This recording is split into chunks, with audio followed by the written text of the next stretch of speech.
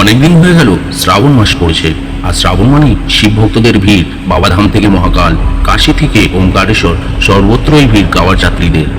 তবে জানেন কি বাঁককালের শিব ভক্তরা কেন বাবার মাথায় জল ঢালে, আর কবে থেকে শুরু হলো এই কাওয়ার যাত্রা? কথিত আছে সমুদ্র মন্থনকালে দেব অসুরদের মন্থনের ফলে প্রথম উঠে আসা বস্তুটি হলো বিষ, কালকূট বিষ।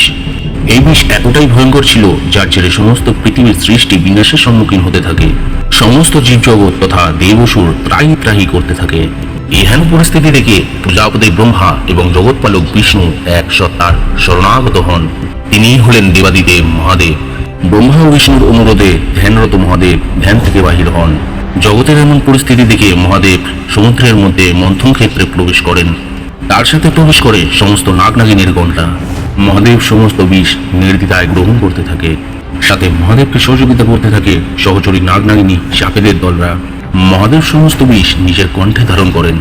তার ফলে তার কণ্ঠ উজ্জ্বল নীল বর্ণ ধারণ করতে থাকে। সমস্ত জগৎ সংসারে তার নাম হয়ে যায় নীলকণ্ঠ। সেই কালকুট বিষ নিজের কণ্ঠে ধারণ করার ফলে মহাদেব বিষের জ্বালায় ছটফট করতে থাকে। জগৎজননী পরমাকৃতি মহামায়া বিষের জ্বালা নিবারণের জন্য ধারণ করেন উগ্র এক রূপ। সেই রূপেরই নাম হয়ে যায় উগ্র তারা। দেবী মহাদেবকে করে নিয়ে মাতৃরূপে বামপক্ষের স্তন পান করান।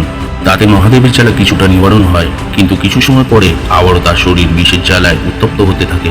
তাই সেই উত্তপ্ত জ্বালা নিবারণের কারণে সমস্ত দেবসুরগণ সকলে মিলে জলে স্নান করাতে থাকে। তাতে কিছুটা হলেও মহাদেবের জ্বালা নিবারণ হয়। পৌরাণিক মত অনুসারে তাই আজও আমরা সেই বিষের জ্বালা নিবারণের কারণে মহাদেবকে গঙ্গা জলে স্নান করাই।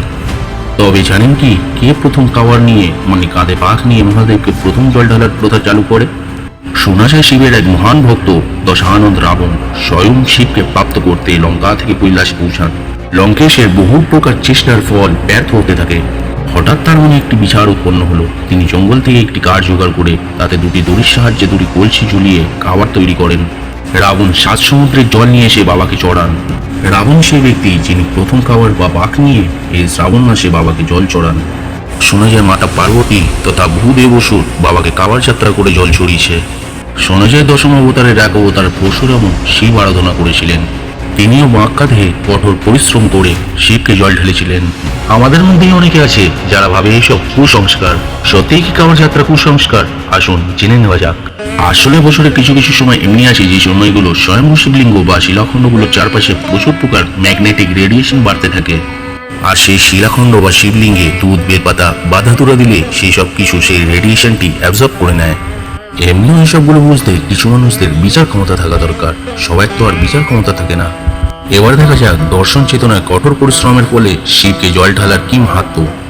আসলে বাঁকের কাঠ আমাদের জীবনকে বোঝায় এবং তার সাথে দুই দিকে বাঁধা দুটি দড়ি আমাদের কামনা বাসনা মায়ার বন্ধনকে বোঝায়, এবং সেই দুটি ঘোড়া জল ভর্তি কলসি আমাদের ধর্ম কর্মকে বোঝায়।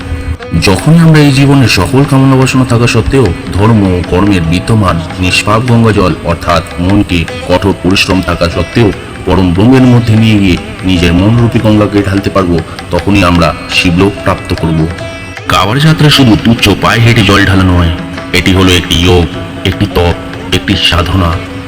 আসলে কেউ যদি এই কাওয়ার যাত্রাকে কোনো প্রকার ইনলজিক্যাল ভাবে, তাহলে কোথাও হয়তো তার চেতনার ঊর্ধ্বগতির প্রয়োজন।